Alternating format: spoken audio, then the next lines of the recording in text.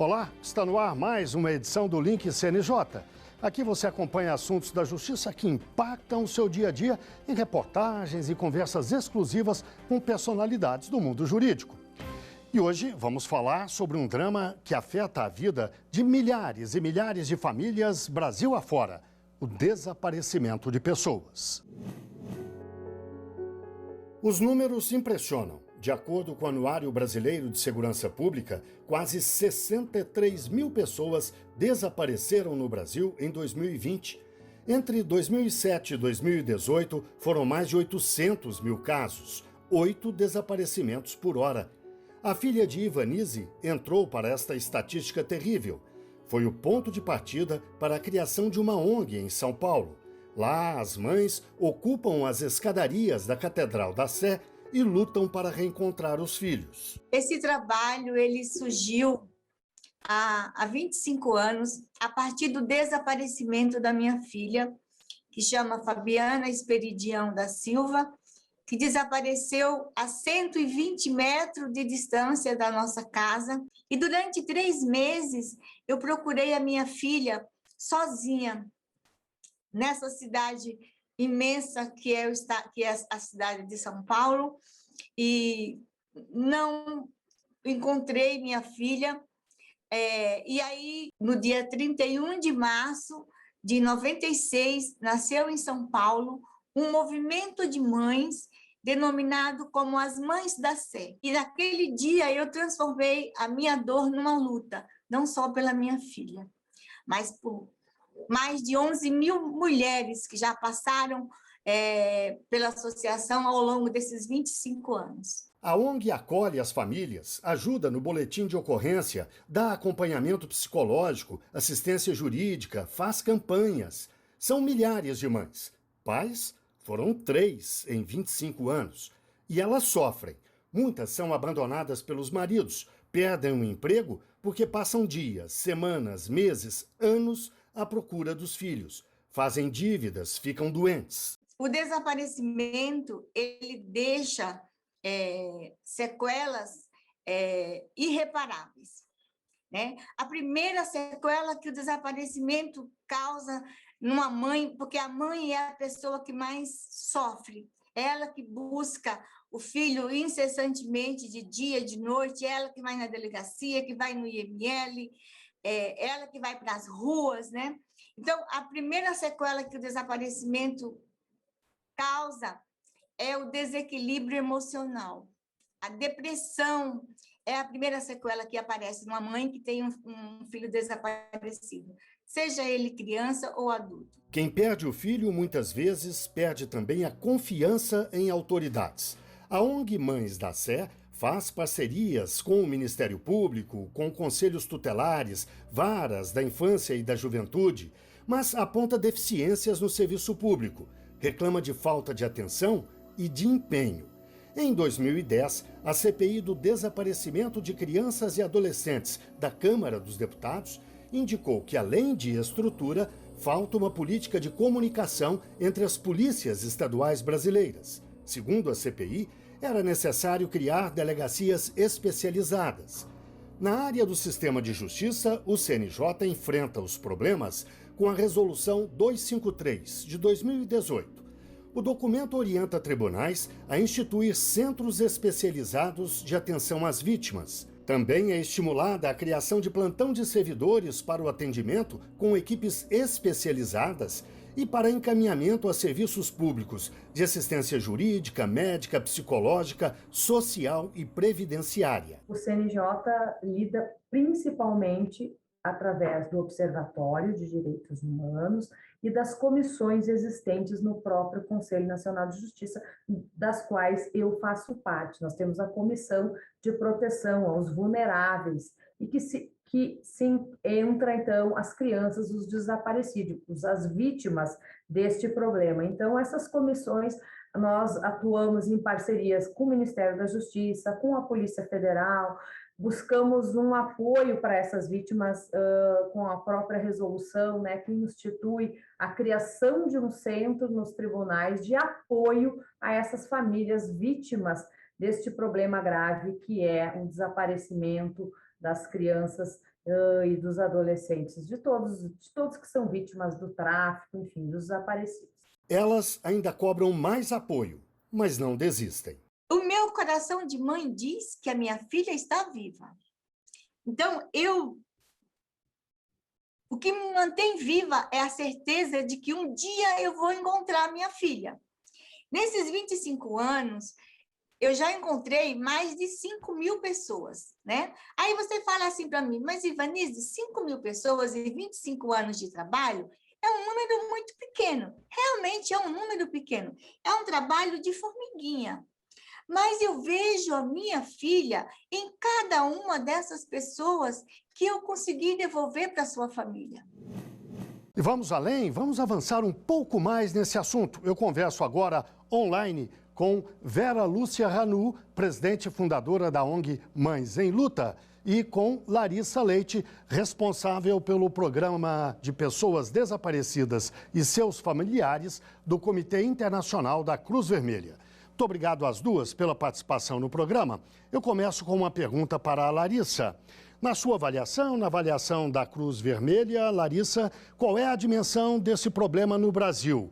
É maior? É menor? É diferente de outros países? As dimensões, a partir das informações que a gente encontra aqui no Brasil, indicam que a gente tem um problema bastante relevante, uma realidade bastante relevante de desaparecimento de pessoas, mas que ainda precisa ser melhor explorada, né? Nós temos hoje números que tratam anualmente do volume de registros de desaparecimento, ou seja, do número de boletins de ocorrência que são feitos a cada ano. E esses números têm girado em torno de 60 a 90 mil por ano. São só números de registros de desaparecimento.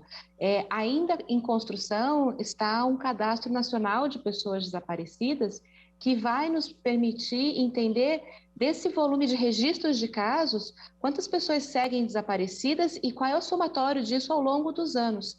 Se a gente tem esse volume de 60 a 90 mil registros por ano, quantos desaparecimentos temos hoje? Né? O fato é que esse número de registros ele é bastante representativo se comparado com outros indicadores de segurança pública aqui mesmo do Brasil ou com números que outros países apresentam de desaparecimento de pessoas. É um desafio ainda para muitos países, inclusive da América Latina, reportar o total de pessoas desaparecidas e manter esses dados atualizados na medida que a gente tem situações de desaparecimento que estão em curso. Em alguns países, as situações de desaparecimento estão relacionadas a conflitos armados, situações que já estão encerradas. Então, os países têm que tratar, têm que lidar com o desaparecimento que resultou de um fenômeno que já foi encerrado.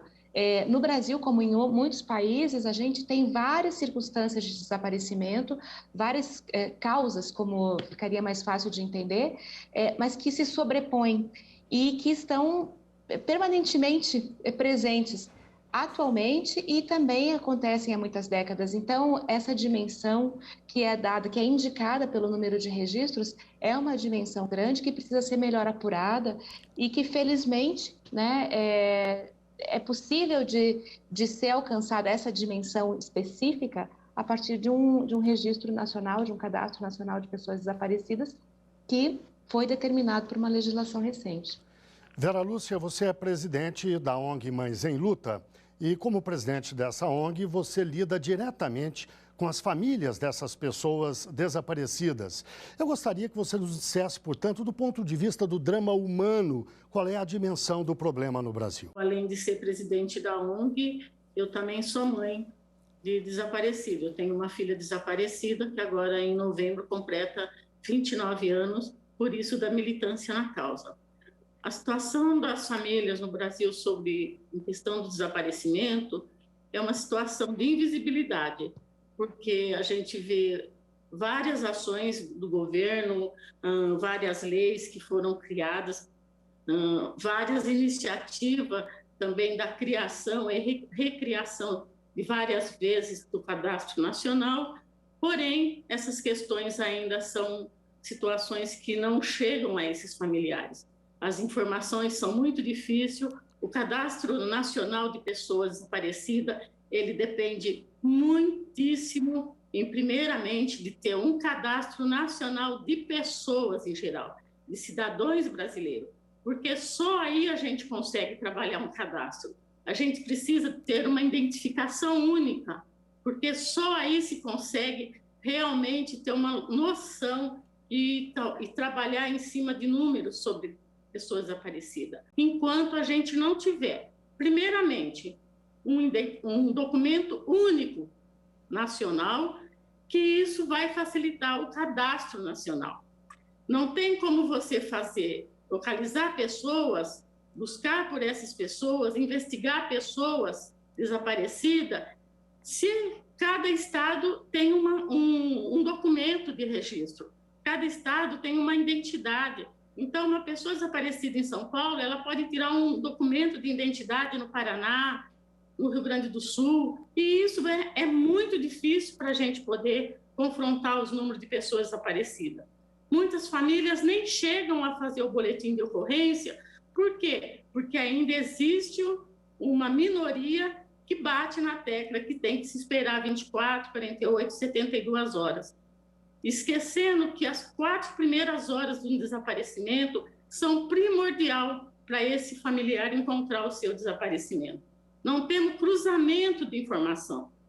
Os estados não se falam entre si. Então, tudo isso tem que ser uma mudança muito grande, já está na lei. A gente vê que existem, por exemplo, delegacias especializadas, o Ministério Público, o Conselho Nacional do Ministério Público tem procurado que os Ministérios Públicos dos estados estabeleçam programas de localização e identificação de desaparecidos em apoio ao trabalho das delegacias. Existem, inclusive, iniciativas de atenção psicossocial de familiares de pessoas desaparecidas, o que é fundamental. A Vera trouxe esse elemento do impacto do desaparecimento na vida das famílias. O fato é que a dimensão do problema e a dimensão do Brasil são grandes, né? E assim também a gente tem esse desafio da estrutura federativa do Brasil. A busca de pessoas desaparecidas e a própria prevenção do desaparecimento envolvem ações de inúmeras instituições públicas, do nível municipal, do nível estadual e do governo federal. Então, é preciso que a coordenação dessas iniciativas seja aprimorada, e também é preciso que haja um investimento um investimento não só de recursos humanos, técnicos e financeiros, mas um investimento de atenção política para que toda essa coordenação possa ser feita. É uma coordenação bastante difícil, porque envolve tanto situações de busca de pessoas que podem estar vivas, como podem ter falecido. Então, a gente tem aqui também aspectos técnico-forenses, aspectos de identificação, aspectos de busca de pessoas em vida no território nacional e também no exterior. Então, é um desafio realmente grande que tem passos sendo dados. A Lei 13.812 de 2019 trouxe a determinação do estabelecimento de uma política nacional de busca de pessoas desaparecidas e outras várias normativas, mas ainda existem algumas lacunas. O Comitê Internacional da Cruz Vermelha tem um trabalho com famílias de pessoas desaparecidas e nesse trabalho a gente escuta com muita frequência que as famílias, quando vão a uma delegacia, por exemplo, frequentemente escutam que a delegacia não tem muito o que fazer porque o desaparecimento não é um crime por si. Né?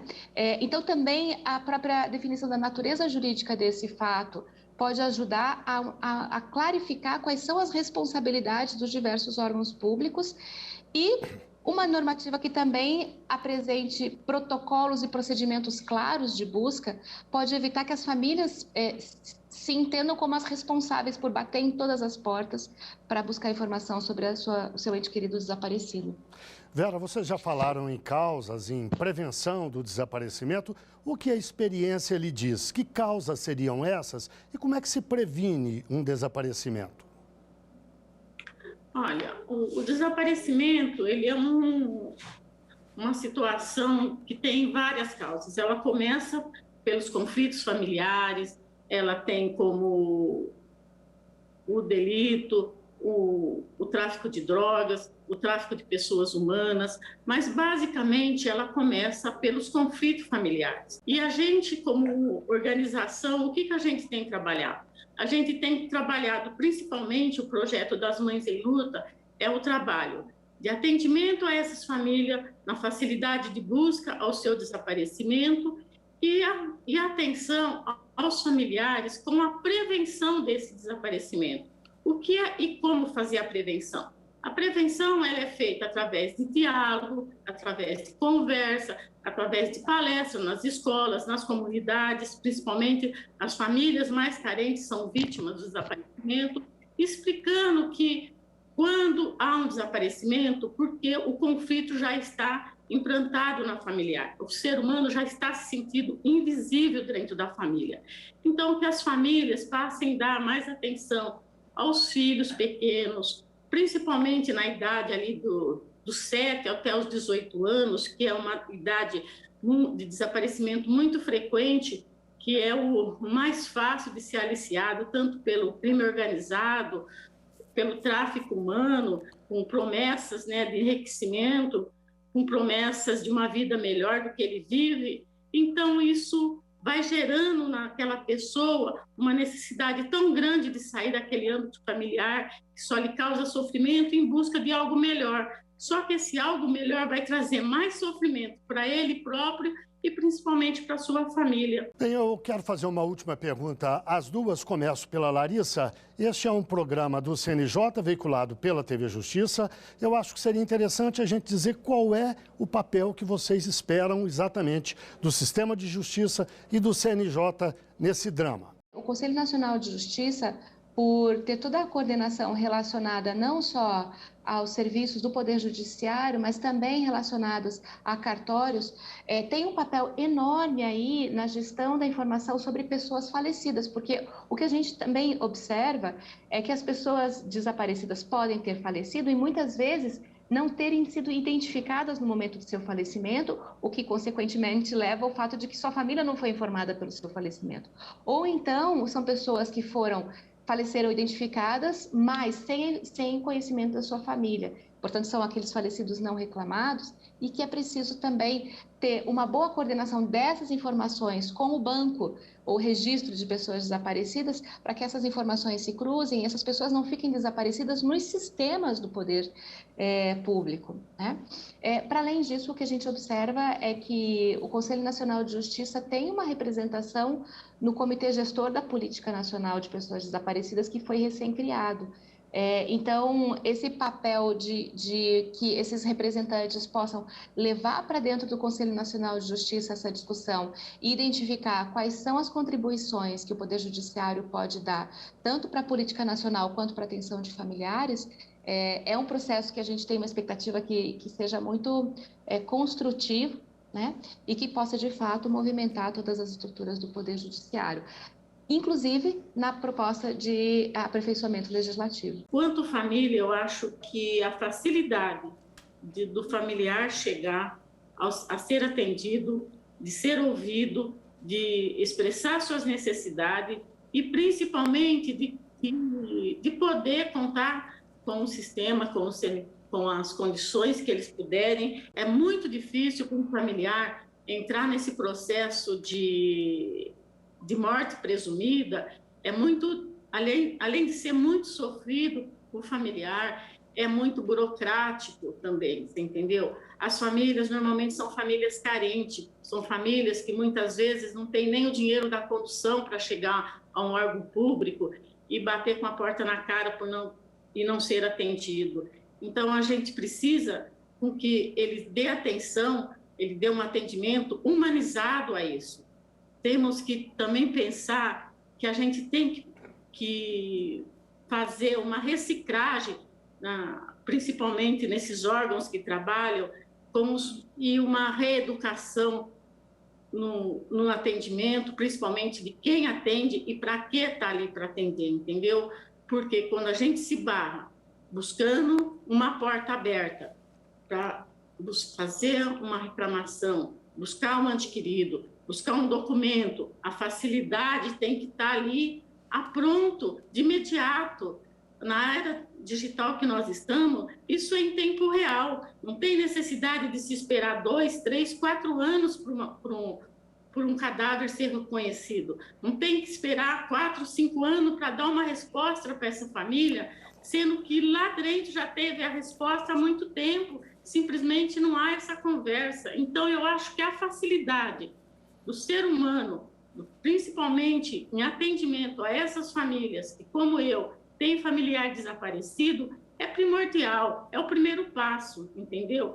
E a gente tem que contar também que a gente não quer que não seja, por exemplo, um desaparecimento programado. Olha, você tem 5 anos para fazer isso, você tem 6 anos para fazer isso. Não é isso que nós queremos. Nós queremos que conte a partir da data, principalmente eu, como várias famílias que temos filho desaparecido aí há 20, 30 anos, que não entra no sistema novo, que seja assim, que seja ali, está dentro do sistema, que a gente ainda tenha a esperança de encontrar, seja com vida ou não, mas a gente precisa dessa resposta.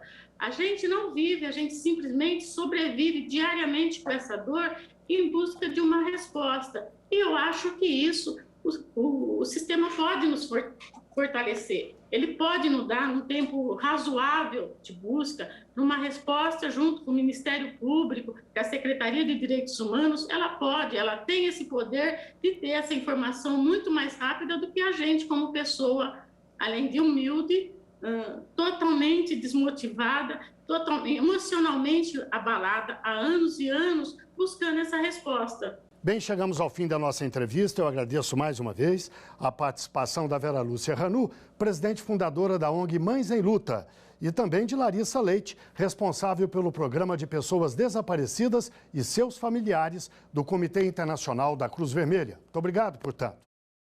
E agora o link CNJ da Notícias da Justiça com um giro pelos estados e pelos tribunais do país. O CNJ desenvolve uma pesquisa para mapear a violência contra a população LGBTQIA+. O objetivo é abrir caminho para políticas públicas de prevenção e punição aos responsáveis por esses crimes. O levantamento é coordenado pelo Departamento de Pesquisas Judiciárias do CNJ, em parceria com o Programa das Nações Unidas para o Desenvolvimento, PNUD, e vai contribuir para a elaboração de um formulário de avaliação de risco voltado ao público LGBTQIA+. O formulário foi sugerido pela cantora e ativista Daniela Mercury, que integra o Observatório Nacional dos Direitos Humanos do Poder Judiciário. Uma resolução aprovada pelo CNJ determina que todo o Poder Judiciário crie iniciativas para atender pessoas em situação de rua. Os tribunais deverão se organizar para atender a esse público, que até hoje esteve pouco presente nos serviços judiciais do país. 2 ações serviram como referência para essa norma. A primeira foi o projeto Rua do Respeito, do Tribunal de Justiça de Minas Gerais, em parceria com o Ministério Público Estadual e o Serviço Social Autônomo Servas. A segunda referência foi o programa A Rua na Justiça, uma parceria entre o Juizado Especial Federal de São Paulo e a Defensoria Pública da União. O Tribunal Regional Federal da 4ª Região investe na política de justiça restaurativa, um conjunto de princípios, métodos e técnicas para reunir as partes envolvidas em um litígio e promover o diálogo, a conscientização como forma de resolver os conflitos. O TRF4 considera que a aplicação do método restaurativo é crescente nos processos penal e civil, nos procedimentos administrativos e, inclusive, na gestão de pessoas. A justiça restaurativa é uma política pública nacional do CNJ. É hora do CNJ nas redes. Vamos ver algumas das postagens que marcaram a semana nas redes sociais do CNJ. Olá, pessoal! Na última semana, iniciamos uma série de publicações sobre assédio e discriminação no ambiente de trabalho. Todo o conteúdo foi elaborado a partir da cartilha lançada pelo CNJ no início de setembro e que contamos aqui para vocês. Ela se chama Assédio Moral, Sexual e Discriminação, Política de Prevenção e Enfrentamento no âmbito do Poder Judiciário. Pessoas assediadas podem desenvolver quadros de depressão ou ansiedade e essa experiência dolorosa tem reflexos tanto no campo profissional quanto no pessoal. É importante estar bem informado sobre o tema, buscar ajuda e denunciar esses casos ao núcleo de acolhimento do seu tribunal. A cartilha e as publicações do CNJ pretendem auxiliar a combater esse mal e garantir a saúde física e psíquica no ambiente de trabalho. Confira o material nas redes do Conselho. Público invisível na sociedade e pouco presente no Poder Judiciário, a população em situação de rua deve ser atendida em estruturas criadas pelos tribunais brasileiros nas suas dependências. É o que define a resolução aprovada pelo plenário do CNJ na última sessão ordinária. A norma conta com 40 artigos que detalham as formas como os tribunais deverão materializar o acesso à justiça por meio desse serviço, que passa a ser especializado e prioritário. Com a resolução, o CNJ espera incluir os cerca de 222 mil brasileiros que viviam nas ruas, de acordo com um estudo realizado pelo IPEA em março de 2020. Veja mais sobre o tema nas nossas redes. E para finalizar, lembramos que a 16ª Semana Nacional de Conciliação está chegando. Neste ano, ela acontece entre os dias 8 e 12 de novembro em todo o país, dando enfoque para a conciliação nas execuções fiscais e não fiscais. Mas não apenas, já que a conciliação pode ser feita em qualquer fase processual. Informe-se no tribunal mais perto de você. Por hoje é só e até mais. Você conhece o nosso quadro Uma História? Aquele momento em que um juiz ou uma juíza conta um caso que marcou a carreira dele ou dela. A história de hoje se passa no Mato Grosso do Sul, fronteira com a Bolívia e o Paraguai, região onde desaparecimentos são muito comuns. E o desembargador Francisco das Chagas Lima Filho teve de lidar com um caso muito difícil que tem apelo emocional e gera conflitos na consciência do próprio julgador, mas envolve também ética e objetividade jurídicas. O caso concreto é de um trabalhador que estava no alojamento da empresa, esse caso específico, né? Mas que tinha alguns problemas ligados às faculdades mentais. Ele realmente tinha esses problemas e às vezes ele tinha crises, né, em decorrência dessa patologia. E agravando a isso, ele tinha um vício do alcoolismo. Mas ele conseguia trabalhar, tinha discernimento, tinha crises, mas conseguia trabalhar normalmente. Ele estava no alojamento, na hora de repouso, descanso, e teve uma dessas crises e saiu correndo e embrenhou-se na mata. A empresa, é bom que se diga, né, ela tomou as providências necessárias, mobilizou todo aquele pessoal que estava ali para procurar o rapaz. Fez uma ocorrência policial, comunicou à família e deu todo o apoio à família para a localização. Infelizmente, até ontem, pelo que eu fiquei sabendo, ele não tinha sido localizado. Em decorrência disso, a mãe do rapaz entrou com uma ação de reparação de danos, em decorrência desse desaparecimento. Eu fiz um voto, estudei, eu confesso que demorei um pouquinho, né, para me convencer, na verdade, se a empresa não seria responsável objetivamente por esse desaparecimento. E aí, diante dessa realidade concreta deste caso, o meu voto foi no sentido de que a empresa não tinha responsabilidade indenizatória pelos danos que são presumidos, né? Uma mãe perder um filho numa situação tão trágica dessa, o dano é presumido. Mas, infelizmente, eu entendi que a empresa não poderia ser responsabilizada, já que ela não se omitiu, né? Embora reconhecendo o dano de natureza moral. E até talvez material, porque se esse filho era rimo de família, evidentemente que ele auxiliava essa mãe.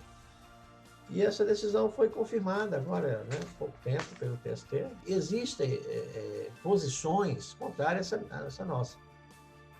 Existem decisões, inclusive, que nessa hipótese a responsabilidade independeria de culpa. Portanto, ela seria objetiva. Eu, com todo respeito, penso que não, né? Porque se a empresa protege o trabalhador, lhe fornecendo alojamento seguro, alimentação, enfim, E ao tomar conhecimento, foi minutos após isso que ela tomou todas as providências de busca. Ela adota todas as providências para tentar localizar o trabalhador. Ela demonstra, antes de mais nada, respeito com esse trabalhador e com a família. Me parece isso. E segundo, ela está cumprindo exatamente o seu dever, que é o dever de proteção, que é inerente ao contrato de trabalho. Na verdade, a gente, enquanto julgador, às vezes tem conflitos, né? É natural, porque somos, antes de sermos julgadores, somos seres humanos, acima de tudo, né? Então, agir com a ciência do processo e com a consciência de ter cumprido o meu dever enquanto julgador. Eu confesso que foi essa a visão que eu tive. Mas, volto a repetir, ele me sensibilizou bastante. Porque eu me coloquei também no lugar daquela mãe que recebe a notícia em casa que seu filho tinha, né, se evadido, tinha sumido e ela jamais o encontrou. Esse drama do desaparecimento, né, a gente vê aí, né, todos os dias nos noticiários da mídia, é um drama realmente muito difícil. E chegamos ao fim de mais um Link CNJ. Muito obrigado a você que esteve com a gente até agora e até o próximo programa.